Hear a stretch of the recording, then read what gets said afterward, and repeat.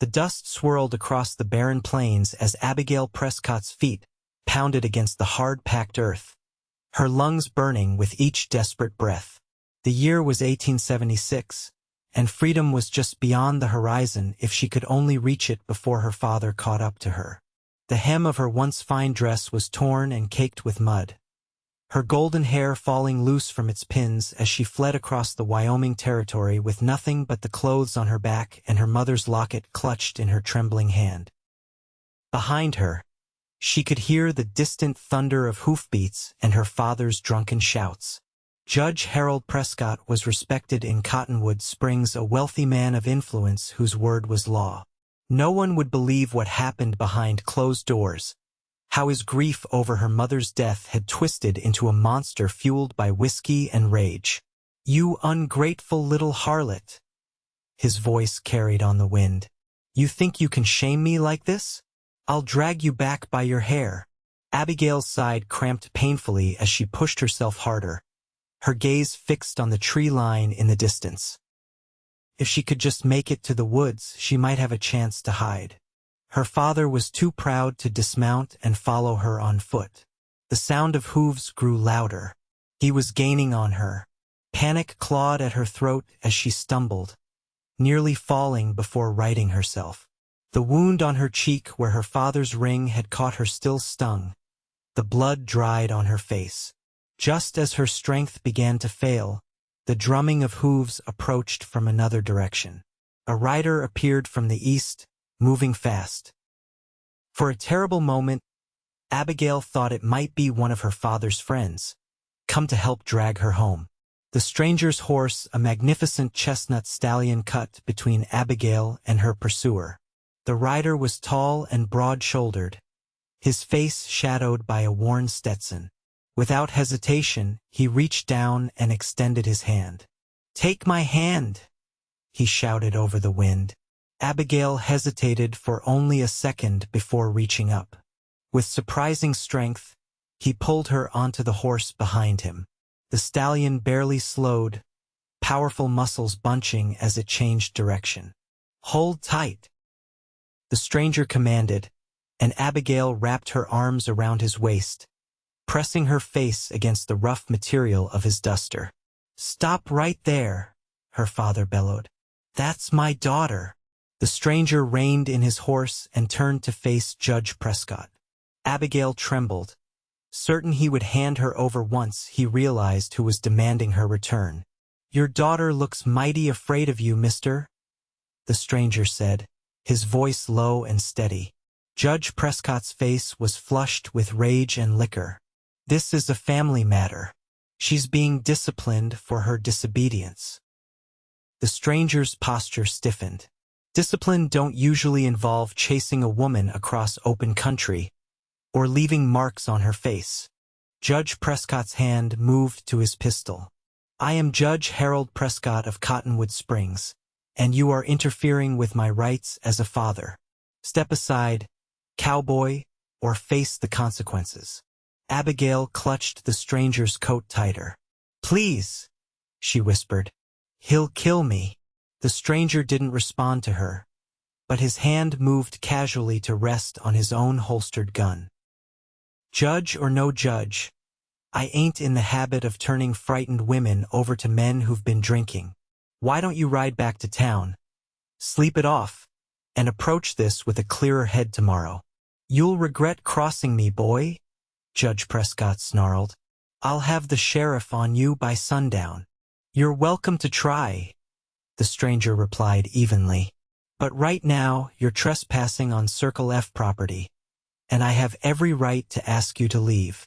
Judge Prescott's eyes narrowed, calculating his options. Finally, with a curse, he yanked his horse around. "This isn't over," he called over his shoulder as he spurred his mount back toward town.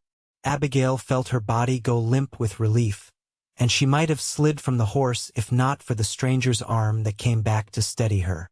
"Easy now," he said softly, turning in the saddle to look at her properly for the first time. His eyes were a startling blue against his sun-darkened skin. "You're safe now. Just breathe." Abigail nodded, trying to follow his advice as her heart hammered in her chest. "Thank you," she managed. "He would have—" "You don't have to explain," he interrupted gently. "Let's get you somewhere safe first. Can you hold on a bit longer?" She nodded again, tightening her grip around his waist as he urged his horse forward at a gentler pace. "I'm Colton," he said after they'd ridden in silence for several minutes. "Colton Fletcher." "Abigail Prescott," she replied, her voice barely audible over the rhythmic hoofbeats. "Well, Miss Prescott, we're headed to my ranch. It's not much, but you'll be safe there while we figure out what to do next." As they rode, the landscape gradually changed from open prairie to rolling hills dotted with pine trees. Eventually, a small valley came into view, with a modest ranch house nestled against the hillside. A barn stood nearby, and cattle grazed in the distance, watched over by a couple of ranch hands on horseback. Colton guided his horse to the house and dismounted before reaching up to help Abigail down. Her legs wobbled beneath her after the long ride, and he steadied her with a hand on her elbow. "Sarah," he called out as he led Abigail to the porch. "We've got a visitor." A middle-aged woman with kind eyes and gray-streaked hair appeared in the doorway, wiping her hands on her apron. Her eyes widened at the sight of Abigail's disheveled appearance and the cut on her face. "Lord have mercy," she murmured, hurrying forward. "Come inside, child. Let's get you cleaned up." Abigail allowed herself to be led into the house, which was simple but clean and welcoming. A fire crackled in the stone hearth, and the smell of fresh bread filled the air. "Sarah's our housekeeper," Colton explained, removing his hat as he entered. "You're in good hands with her." "I'll draw a bath," Sarah said, guiding Abigail toward a chair. "Mr. Fletcher, perhaps you could see about finding some clothes that might fit the young lady?" Colton nodded.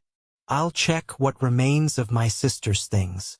As he left the room, Sarah gently tilted Abigail's face to examine the cut. "That'll heal clean if we tend it properly," she said. "Now, would you like something to drink while the water heats? You look parched." Abigail accepted a cup of water gratefully. "Thank you for your kindness," she said, her voice steadier now. "I don't know what would have happened if Mr. Fletcher hadn't come along." "That boy has a habit of being in the right place at the right time," Sarah said with a smile. "Now you rest. Questions can wait until you've had a chance to recover." An hour later, Abigail sat at the kitchen table, dressed in a simple blue dress that had once belonged to Colton's sister. Her damp hair hung in a neat braid down her back, and the cut on her cheek had been cleaned and bandaged. Sarah had provided a hearty stew and fresh bread, which Abigail devoured after realizing how hungry she was. Colton joined them after seeing to his horse, sitting across from Abigail at the table. "Feeling better?" he asked. Abigail nodded. "Much. I can't thank you enough for what you did today." "No thanks needed," he replied. "I couldn't just ride past." A moment of awkward silence fell between them before Abigail spoke again. "I should explain." "Only if you want to," Colton said. Abigail took a deep breath. "My father wasn't always like this. After my mother died of consumption 2 years ago, he started drinking.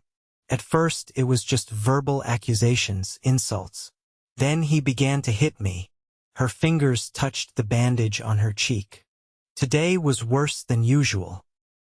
He found the money I'd been saving to leave, accused me of stealing from him. When I tried to explain, he—" Her voice faltered. "You don't need to continue," Colton assured her. "What matters is you're safe now." "But for how long?" Abigail asked. "My father won't give up. He's a judge. People listen to him."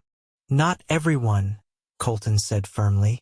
"Sheriff Davis is a fair man. Once he sees what your father did to you, no one will stand against my father." Abigail interrupted. "I've tried before. They all look away." She stared down at her hands.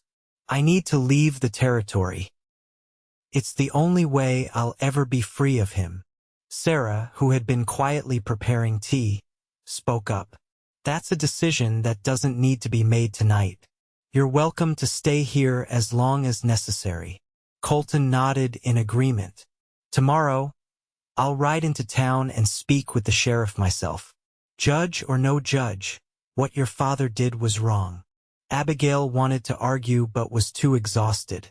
Instead, she simply nodded, grateful for the temporary refuge. That night, sleeping in a clean bed in a small but comfortable guest room, Abigail found herself staring at the ceiling, listening to the unfamiliar sounds of the ranch at night. For the first time in years, she didn't have to sleep with one ear alert for her father's drunken footsteps in the hallway. The realization brought tears to her eyes, tears of relief, but also of uncertainty. What would tomorrow bring? As dawn broke across the eastern sky, Abigail was already awake, having slept fitfully despite her exhaustion.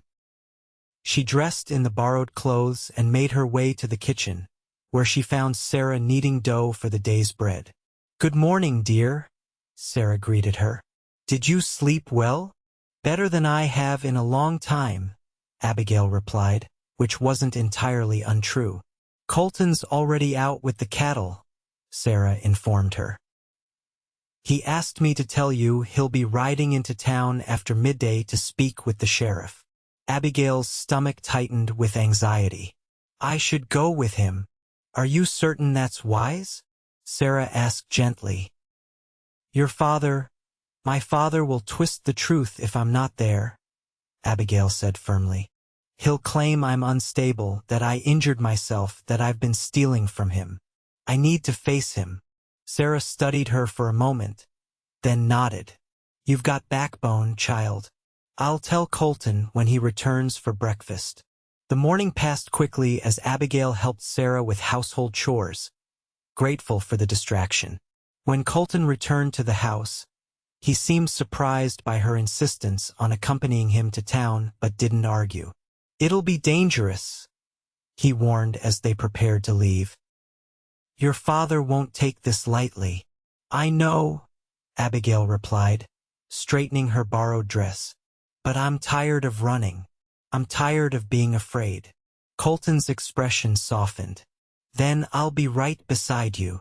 The ride to Cottonwood Springs took just over an hour. As they approached the town, Abigail's anxiety grew, but she held her head high. She noticed how people stopped to stare as they rode down the main street. A known bachelor rancher with a young woman on his horse was bound to start tongues wagging. They dismounted in front of the sheriff's office, and Colton offered his arm to Abigail. The gesture, simple as it was, gave her strength. Together they entered the building. Sheriff Davis was a gruff man in his 50s, with a thick mustache and sharp eyes that missed little. He looked up from his desk as they entered, surprise evident on his face. "Fletcher," he acknowledged. "Miss Prescott, this is unexpected." "We need to speak with you, Sheriff," Colton said. "It's important." Sheriff Davis gestured to the chairs across from his desk. "Have a seat." "What brings the judge's daughter to my office with Colton Fletcher as an escort?" Abigail took a deep breath and began to explain. She told him everything: the drinking, the abuse, the events of the previous day. As she spoke, she removed the bandage from her cheek, revealing the cut that was already beginning to heal. Sheriff Davis listened without interruption, his expression grave. When she finished, he leaned back in his chair with a heavy sigh. "These are serious accusations against a respected member of this community," he said carefully. "They're not accusations, Sheriff," Colton interjected. "I saw him chasing her across open country, threatening to drag her back by her hair. The man was drunk in the middle of the day and reaching for his gun when I intervened." Sheriff Davis stroked his mustache thoughtfully. "Judge Prescott came to me last night, claiming his daughter had stolen from him and run away, and that you, Fletcher, had interfered in a family matter. He looked directly at Abigail. "He's already filed papers to have you declared incompetent, Miss Prescott. Says your mother's death affected your mind." Abigail's hands trembled in her lap, but her voice remained steady. "That's a lie. He wants to control me, to keep me isolated so no one will know what he does." Before the sheriff could respond, the door to the office burst open, and Judge Prescott himself stormed in, his face contorted with fury. "There you are, you ungrateful wretch," he snarled, lunging toward Abigail. Colton was on his feet in an instant, placing himself between Abigail and her father. Sheriff Davis stood as well, his hand moving to his gun. "That's enough, Judge," the sheriff said firmly. "Step back." "This is ridiculous," Judge Prescott spat. "She's my daughter, and she's coming home with me now." "No, I'm not," Abigail said, rising to stand beside Colton. "I'm 20 years old, Father. You have no legal right to force me to do anything." "You're confused, Abigail," her father said, his tone abruptly changing to one of concern as he addressed the sheriff. "Ever since her mother died, she's had these episodes. Inventing stories, harming herself for attention. I've been trying to get her help." "Is that why you were chasing her on horseback?" Colton asked coldly. "To get her help?" Judge Prescott's eyes narrowed. "You're in over your head, Fletcher. One word from me, and your ranch will be seized for unpaid taxes." Sheriff Davis cleared his throat. "That sounds remarkably like a threat, Judge, and I don't appreciate threats being made in my office." "This is absurd," Judge Prescott blustered. "I am an appointed official of this territory, and I'm the elected sheriff," Davis replied calmly. "Now, I've heard Miss Prescott's account and Mr. Fletcher's. I've also heard yours. What I need now is for everyone to calm down while I sort this out." "There's nothing to sort out," Judge Prescott insisted. "My daughter is coming home with me. Fletcher kidnapped her." "He saved me," Abigail countered. "And I'm not a child. I choose not to return to your house, Father. Not after what you've done." The tension in the small office was palpable as father and daughter stared at each other. Finally, Sheriff Davis broke the silence. "Miss Prescott is of legal age," he said. "She's free to go where she pleases. However, the accusations on both sides are serious and warrant investigation." He turned to Abigail. "Do you have anywhere you can stay while this is sorted out?" Before she could answer, Colton spoke. "She's welcome at Circle F for as long as she needs." Judge Prescott's face turned purple with rage. "I see how it is. You've seduced my daughter, turned her against me." "Father!" Abigail gasped, mortified. "Judge Prescott," the sheriff interrupted sharply. "I suggest you go home and sober up before you say something that can't be unsaid. And I warn you now, if you approach your daughter against her will or threaten Mr. Fletcher again, you'll answer to me." For a moment, it seemed Judge Prescott might explode with fury. Then, abruptly, his demeanor changed. A cold, calculating look entered his eyes. "Very well," he said, his voice dangerously quiet. "If my daughter wishes to throw her lot in with a struggling rancher over her own flesh and blood, so be it. But this isn't over." With that, he turned and stalked out of the office. Sheriff Davis sighed heavily once the door closed. "You've made a powerful enemy, Fletcher." "Wouldn't be the first time," Colton replied. "Will you look into her claims?" "I will," Davis assured them. "But the judge has influence. This won't be easy." Abigail felt a chill run down her spine. She knew her father better than anyone. He wouldn't let this go. He would find a way to punish her, and now Colton as well. As they left the sheriff's office, Abigail was acutely aware of the stares and whispers of townspeople. News traveled fast in Cottonwood Springs, and by now, everyone would know she had fled her father's house and was staying with Colton Fletcher. Hold your head high, Colton murmured as they walked to where his horse was hitched. You've done nothing wrong. Abigail straightened her shoulders, drawing strength from his steady presence beside her. Whatever came next, she wouldn't face it alone. The ride back to the Circle F was quiet, each lost in their own thoughts. When they arrived, Sarah was waiting anxiously on the porch. How did it go? She asked as they dismounted. About as well as could be expected, Colton replied.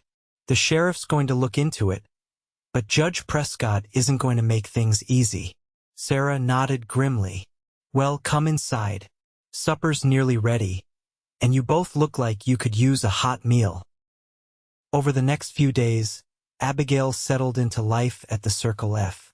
She insisted on earning her keep, helping Sarah with household chores and even learning to gather eggs from the chickens in the coop behind the house. The work was satisfying, so different from the stifling existence she had led in her father's grand house in town. She saw little of Colton during daylight hours, as he was busy with the ranch. But in the evenings, they would often sit on the porch after supper, watching the sunset paint the western sky in brilliant hues of gold and crimson. During these quiet moments, they began to talk, really talk, learning about each other. Colton told her about his parents, who had started the ranch with nothing but determination and hard work. They had died within months of each other 4 years ago, leaving the ranch to Colton and his younger sister, Emily. Where is your sister now? Abigail asked one evening. A shadow passed over Colton's face. She married a railroad man 2 years ago. They moved east to Chicago. He stared out at the darkening horizon. I get a letter every few months. She seems happy. There was something in his tone that suggested more to the story, but Abigail didn't press. Instead, she found herself sharing memories of her own mother, gentle, kind Sophia Prescott, who had taught her to play the piano and read poetry in the garden. She protected me from my father's temper, Abigail confided. After she died, there was no one standing between us anymore. As the days passed, Sheriff Davis rode out to the ranch twice, once to take additional statements, and once to inform them that several townspeople had come forward to corroborate Abigail's claims about her father's drinking and volatile behavior. It seemed the judge's intimidating presence had silenced many, but now that someone had finally stood against him, others were finding their courage. It's a start, the sheriff told them, but Judge Prescott still has friends in high places. Be careful. A week after Abigail's arrival at the Circle F, trouble came in the form of 3 men who rode up to the ranch house just before sunset. Colton was in the barn, and Abigail was helping Sarah prepare supper when they heard the horses approach. Sarah peered out the window. It's Harlan Webb and his boys, she said, her voice tight with concern. They work for the bank. Abigail's heart sank. Webb was her father's closest friend and the president of Cottonwood Springs' only bank. Colton emerged from the barn, wiping his hands on a rag as he approached the riders. From the kitchen window, Abigail could see the tense set of his shoulders. I'd better go out there, she said, setting down the bowl she'd been stirring. Be careful, Sarah cautioned. Abigail stepped onto the porch just in time to hear Webb's pompous voice carrying across the yard. The bank is calling in your loan, Fletcher. You have 30 days to pay in full, or will be forced to foreclose. That's impossible, Colton replied evenly. My agreement with the bank gives me 3 more years to repay that loan. Webb smiled thinly. Check your paperwork. The bank reserves the right to demand payment in full at any time if circumstances warrant. And what circumstances would those be? Colton asked, though his tone suggested he already knew the answer. Webb's gaze slid past Colton to where Abigail stood on the porch. The bank has concerns about the stability and reputation of its clients. Harboring a young woman against her father's wishes raises questions. Abigail stepped forward, anger overcoming her usual reticence. My father put you up to this, Didn't he, Mr. Webb? Webb's expression hardened. This is a business matter, Miss Prescott. It doesn't concern you. It concerns me when my father uses his influence to punish people who help me, Abigail retorted. This is wrong, and you know it. 30 days, Fletcher, Webb said, ignoring her. Full payment or the Circle F goes to auction. With that, he and his companions turned their horses and rode away. Colton stood motionless, watching them go. When Abigail approached him, she could see the worry etched in his features, though he tried to hide it. I'm so sorry, she said softly. This is because of me. Colton shook his head. No. It's because your father is a vindictive man who uses his power to hurt others. He sighed. Don't worry about it. I'll figure something out. But Abigail couldn't stop worrying. That night, after everyone had gone to bed, she sat at the small desk in her room and wrote a letter to her father, offering to return home if he would leave Colton and the Circle F alone. It was a desperate move, one she knew Colton would object to if he knew, but she couldn't bear the thought of him losing his family's ranch because of her. In the morning, she rose early and asked one of the ranch hands who was riding into town to deliver the sealed letter to her father's house. Then she waited, her stomach in knots, for a response. Came sooner than expected. Sheriff Davis rode out to the ranch around midday, his expression grave. Your father sent a reply, he told Abigail, handing her an envelope. He insisted I deliver it personally. Colton, who had come in from the fields when he saw the sheriff arrive, frowned. What's going on? Abigail's hands trembled as she opened the envelope. Inside was a single sheet of paper with just a few lines written in her father's precise handwriting. Your offer is rejected. You made your choice. Now watch as your cowboy loses everything. When he has nothing left, perhaps he will see you for the burden you are. Abigail's vision blurred with tears of frustration and anger. Without a word, she handed the letter to Colton, who read it quickly, his jaw tightening. What offer? He asked, looking at her with confusion. Abigail couldn't meet his gaze. I wrote to him, offered to return home if he would leave you and the ranch alone. You did what? Colton's voice was sharp with shock. Abigail, you can't go back to him. I know what he'll do, she interrupted. But I can't let you lose everything because of me. Sheriff Davis cleared his throat. There's more. Judge Prescott has filed a formal complaint, claiming Fletcher coerced you into leaving home and is holding you against your will. That's absurd, Abigail exclaimed. I know that, Davis assured her. But the complaint has been sent to the territorial governor. There will be an inquiry.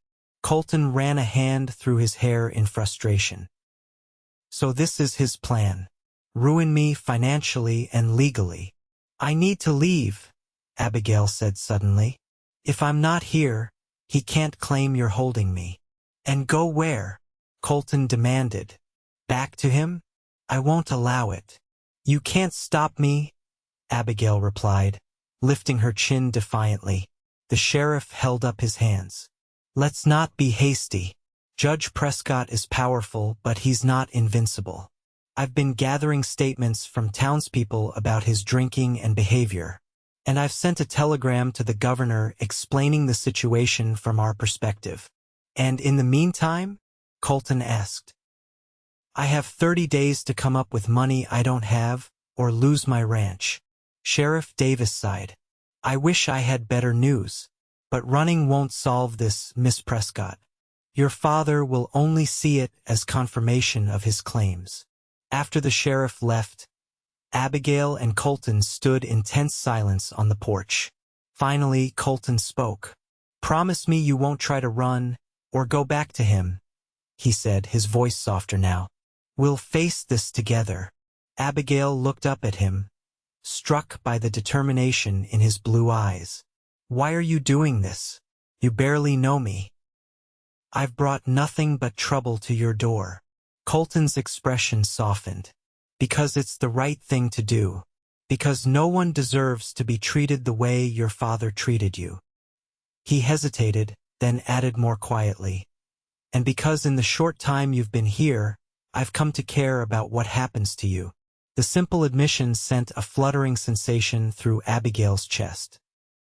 She had been so focused on the problems she'd brought to Colton's life that she hadn't allowed herself to acknowledge the growing connection between them, the way her heart quickened when he entered a room, the comfort she found in his presence. I care about you too, she admitted, which is why I can't bear the thought of you losing your home because of me. Colton took her hand in his calloused fingers gentle against her skin. This ranch means everything to me. It's my parents' legacy, my home. But some things are more important than land and buildings. What do we do now? Abigail asked. We fight, Colton replied simply. And we start by finding a way to pay off that loan. The next few days were a flurry of activity as Colton rode to neighboring ranches, seeking to sell cattle ahead of schedule or borrow against future earnings. Abigail, determined to help, took stock of her few possessions, including her mother's locket, the only thing of value she had brought with her when she fled. But it was Sarah who provided the unexpected breakthrough. One evening, as they sat around the kitchen table discussing options, she mentioned that she had been saving money for years. It's not much, she said, but it might help. Mr. and Mrs. Fletcher were good to me when no one else would hire a widow with no skills but cooking and cleaning. This ranch is my home too. Colton was deeply moved by the offer but reluctant to accept Sarah's life savings. We'll find another way, he insisted. That night, unable to sleep, Abigail found herself drawn to the piano in the corner of the sitting room.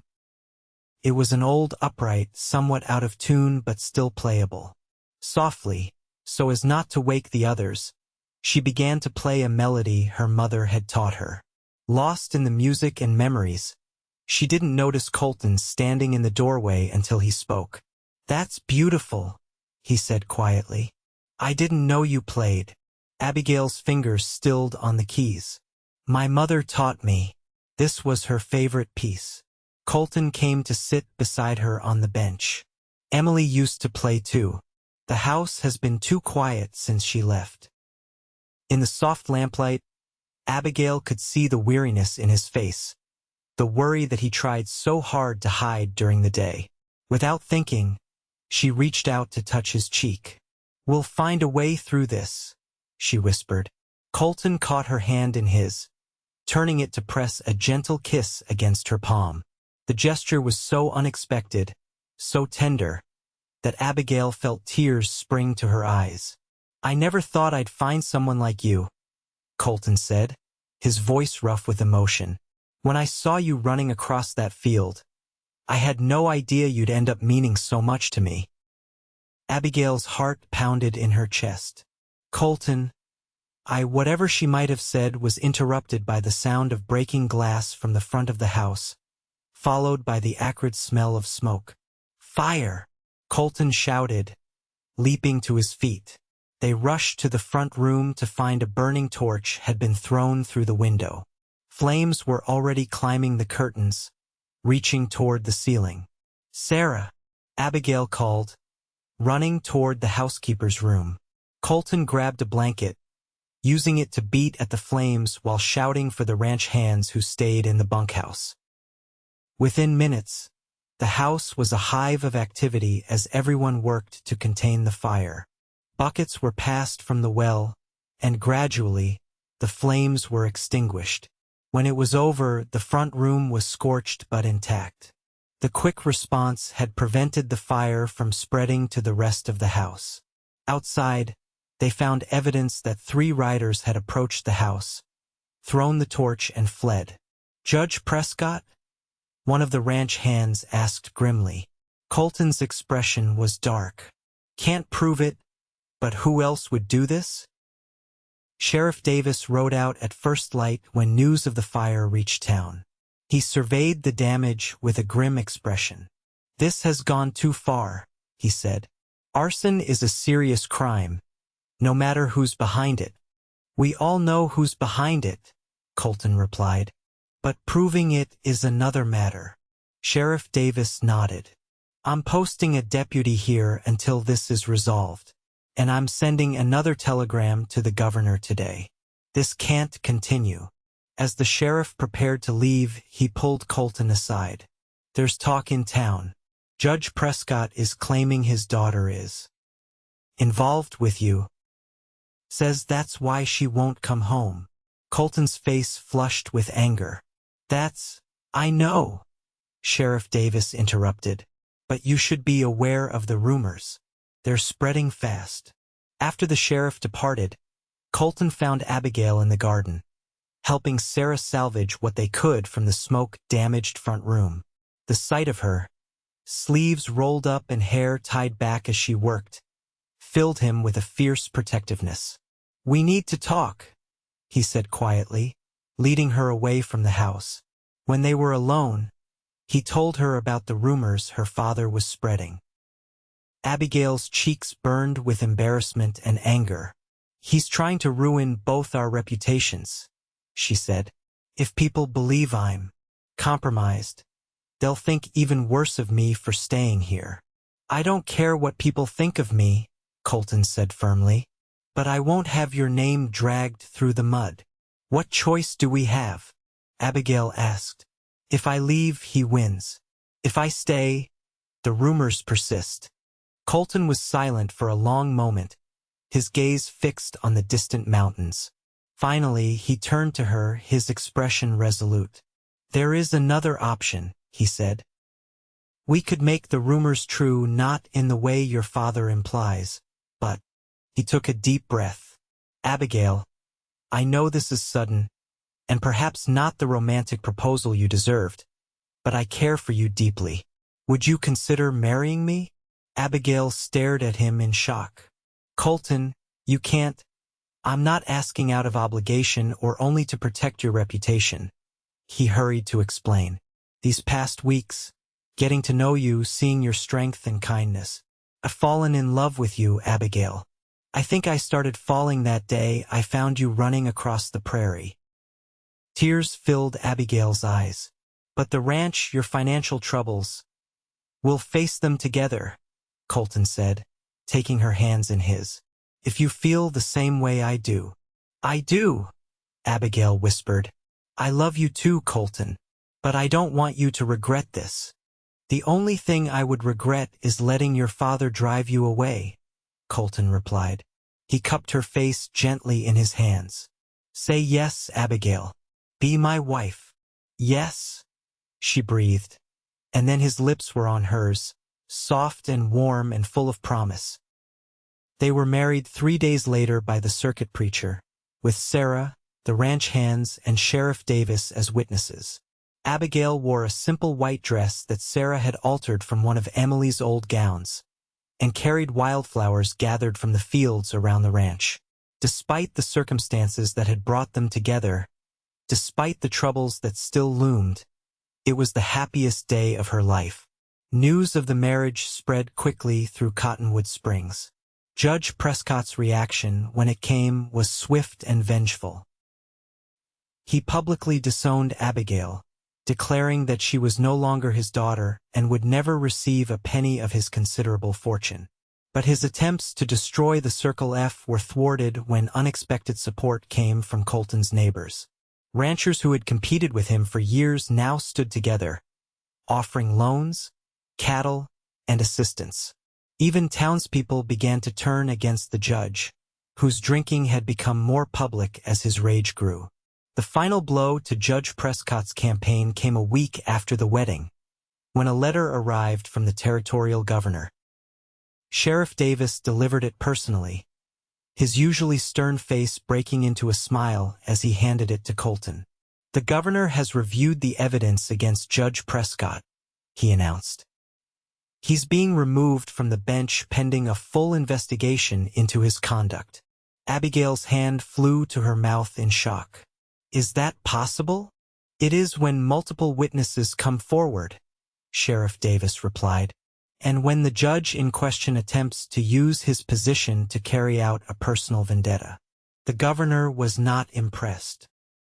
That evening, as Abigail and Colton sat on the porch watching the sun set, she felt a sense of peace she had thought would never be hers. "Do you think he'll ever accept what's happened?" she asked, thinking of her father. Colton's arm tightened around her shoulders.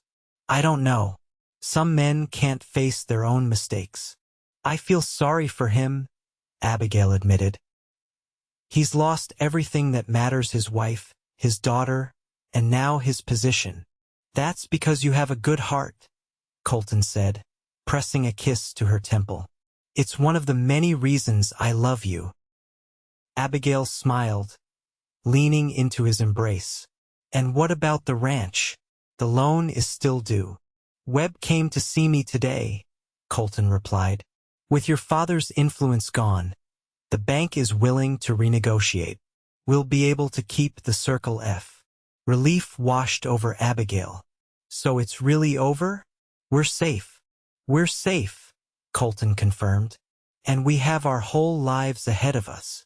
As darkness fell over the Wyoming territory, Abigail thought about the desperate flight that had led her to this moment.